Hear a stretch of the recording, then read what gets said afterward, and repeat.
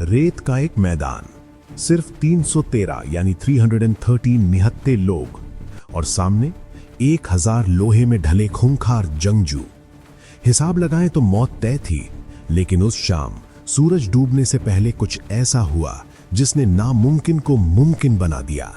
अस्सलामु अलैकुम। आज हम तारीख के उस पन्ने को पलटेंगे जिसने आने वाले जमाने की तकदीर लिख दी।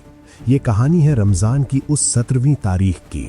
लेकिन रुकिए, इस दास्तान के आखिर में मैं आपको वो एक बहरा राज बताऊंगा जो उस दिन की जीत की असली वजह बना। वो राज जो आज भी कामयाबी की चाबी है। बात शुरू होती है मदीना से दूर बद्र के मकाम पर।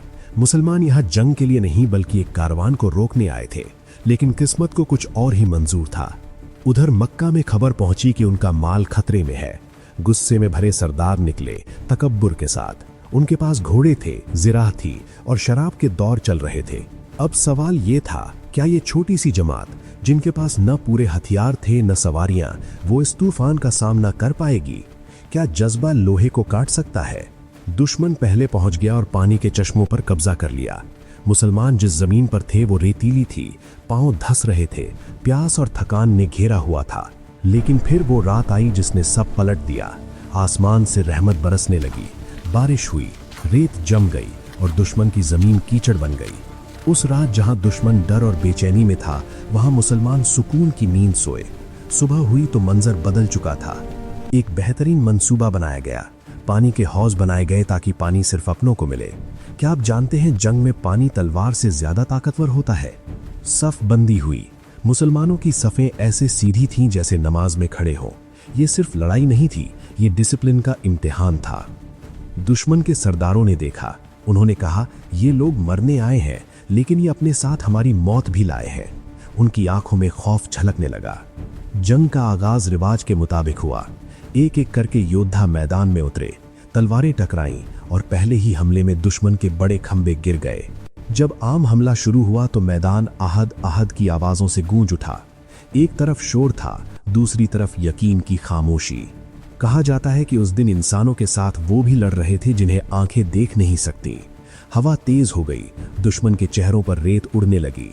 अबू जहल जो इस लश्कर का सरदार था, वो अपने घमंड के साथ मारा गया। उसका गिरना था कि दुश्मन के हौसले टूट गए। जो लोग सुबह तक फतह के ख्वाब देख रहे थे, अब वो अपनी जान बचाकर भाग रहे थे। 1000 का लश्कर बिखर चुका था। ये जीत सिर्फ मैदान की जीत नहीं थी, इसने ये साबित किया कि हक ताकत से नहीं, सच्चाई से जीता जाता है। अरब के कबाइल दंग रह गए। सोचिए, अगर उस दिन नतीजा कुछ और होता तो आज दुनिया कैसी होती? ये वो मोड़ था जिसने तारीख का धारा बदल दिया। इस जंग ने सिखाया कि जब मकसद बड़ा हो तो साधन या वसाइल मायने नहीं रखते, मायने रखता है आपका इरादा। 313 की वो तादाद आज भी एक मिसाल है। कमजोर होते हुए भी ताकतवर से टकरा जाना, यही बद्र का पैगाम है। लेकिन सवाल अभी भी वही है, वो क्या चीज थी जो उन्हें टूटने नहीं देती थी? वो क्या राज था? उनके पास खोने के लिए कुछ नहीं था सिवाय अपने यकीन के, और पाने के लिए पूरी दुनिया की भलाई थी। बद्र का मैदान आज भी गवाह है। वहां की हवाओं में आज भी वो दास्तान गूंजती है। हमने देखा कैसे एक छोटी सी चिंगारी ने अंधेरे को मिटा दिया। सच्चाई की रोशनी कभी मध्यम नहीं पड़ती। अब वक्त है उस वादे का। मैंने शुरू में कहा था कि मैं आपको वो असली राज बताऊंगा। वो राज कोई जादू नहीं था, वो राज था इताअत, यानी अपने रहनुमा की बात को बिना सवाल किए मानना। जब डिसिप्लिन और यकीन मिल जाते हैं तो 313 भी 1000 पर भारी पड़ते हैं। अगर आपको ये दास्तान पसंद आई तो हमारे साथ जुड़े और ऐसी ही सच्चाइयों को जानने के लिए तैयार रहें। अगली बार एक नई कहानी के साथ मिलेंगे। तब तक के लिए खुदा हाफिज।